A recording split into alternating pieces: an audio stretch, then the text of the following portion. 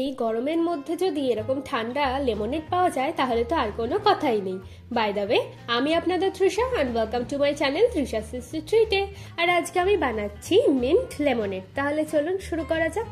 এই mint lemonade বানানোর জন্য আমি এখানে কিছুটা পুদিনা পাতাকে জল দিয়ে পেস্ট করে নিয়েছি, আর এই জলটাকে আমরা ছেঁকে নিয়েছি। এবার এর মধ্যে আমরা দিয়ে দেবো লেবুর রস। লেবুর রসটা আপনারা আপনাদের পরিমাণ অনুযায়ী দিয়ে দেবেন। চলুন এবার লেমনেডটা বানানো যাক।